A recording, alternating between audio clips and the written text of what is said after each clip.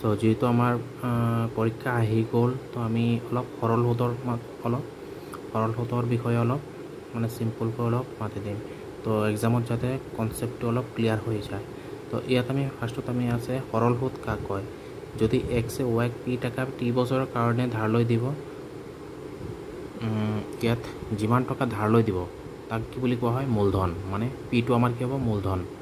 আৰু মুঠতে যিমান টকা আগতকৈ বেছি দিব তাক বুলি কি বোলা হয়, সুত বোলা হয়। যেনে আমি আইটো ইউজ কৰোঁ, আই মানে ইণ্টাৰেষ্ট।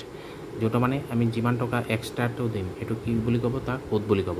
আৰু সুত আৰু মূলধন মিলি কি হ'ব, সমূল বা সবৃদ্ধিমূল, এ বুলি কয়। তাক এমাউণ্ট বুলি কি হয়, amount equal to P plus I. চ' আমি এইটো আমাৰ কনচেপ্টটো ক্লিয়াৰ হ'ল, মূলধন কাক বুলি কয় আৰু সুত কাক বুলি কয়। এতিয়া আমি আছে সৰল সুত। সৰল সুত বস্তুটো মানে কি, ধাৰলৈ দিয়া গোটেই সময়খিনিৰ ভিতৰত একেটা মূলধনৰ ওপৰতহে যদি একেটা সুতৰ হাৰ নিৰ্দিষ্ট কৰি ধৰা হয় তেনে সুতক সৰল সুত বোলে।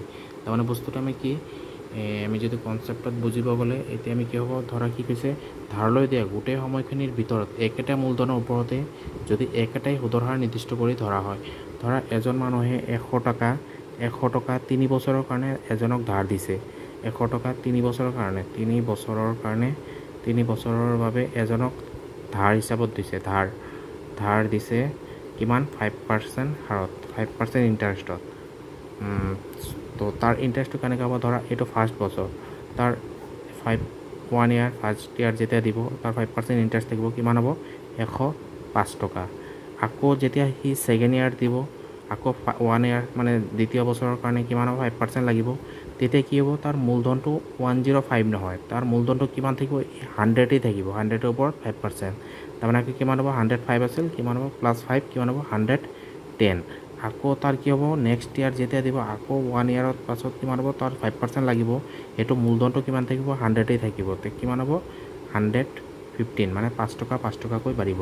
তাৰমানে তাৰ মূলধনটো চেঞ্জ নহয়।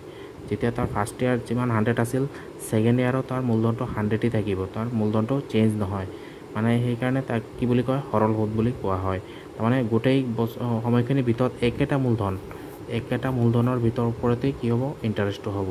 তাৰমানে ইণ্টাৰেষ্টটো যেনেকৈ 100 আছিল, ছেকেণ্ড ইয়াৰত তোমাৰ ইণ্টাৰেষ্টটো কিমান হ'ব, 100ই হ'ব। থাৰ্ড ইয়াৰতো কিমান হ'ব, 100ই হ'ব। খালি কি হ'ব, সুতৰ হাৰটো 5 টকাকৈ বাঢ়ি যাব। এনে সুতক কি বুলি কয়, সৰল সুত বুলি কোৱা হয়। এতিয়া সৰল সুতৰ কিছুমান আমাৰ কি আছে, ফৰ্মুলা আছে। যেনে পিটো কি বুলি কয়, মূলধন। আৰটো কি বছৰি সুতৰ হাৰ। আইটো মানে সৰল সুত, এ মানে সমূল, আৰু টি মানে মূলধন ঘটোৱা সময়, যিমানখিনি সময়ত আমাক মূলধনখিনি ধাৰলৈ দিয়া হয়।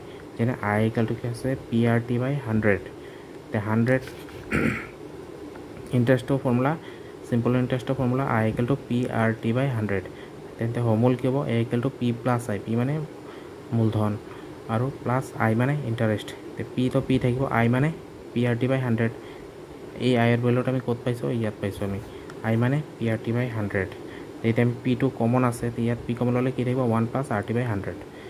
এই বস্তুটো আমি যদি আকৌ পি ওলাব গ'লে কি হ'ব, R 100 × I by R into লিখিব পাৰোঁ। ইয়াত যেনেকৈ টাইমটো ওলাব গ'লে T equal to 100 × I by R into P লিখিব পাৰোঁ। আকৌ R ইকুৱেল টু কি হ'ব, 100 × I by P into T লিখিব পাৰোঁ। তো আমি এই সৰল সুতটো আমি মোটামুটি বুজি পালোঁ। তো ফৰ্মুলাখিনি অলপ চাই যাব, পৰীক্ষাৰ আগত অলপ ফৰ্মুলাখিনি ভালকৈ চাই যাব, তেতিয়া মানে মানে কুৱেশ্যনটো যিমানে হাৰ্ড হওক কোনো প্ৰব্লেম নহ'ব। তো ইণ্টাৰেষ্টৰ ফৰ্মুলাখিনি ভালকৈ চাই যাব। আৰু চিম্পল ইণ্টাৰেষ্টটো এতিয়া গম পাইছে ভালকৈ। চিম্পল ইণ্টাৰেষ্টটো মই আকৌ বুজাই দি আছোঁ। যেনে তোমাৰ মূলধনটো কি হয়, যেতিয়া ফাৰ্ষ্ট ইয়াৰত 100 আছিল, ছেকেণ্ড ইয়াৰতো মূলধনটো 100ই থাকিব। আকৌ থাৰ্ড ইয়াৰতো মূলধনটো 100ই থাকিব, খালি 5% ইণ্টাৰেষ্টটো লাগি যাব। যেনে 100 টকা 3 বছৰৰ কাৰণে 5% দিলে কি হ'ব, প্ৰথম বছৰ 100 থাকিব, ছেকেণ্ড ইয়াৰত কি হ'ব, 105, থাৰ্ড ইয়াৰত কি হ'ব, 110, এনেকৈ কৈ 5% কৈ লাগিব, কিন্তু মূলধনটো 100ই থাকিব।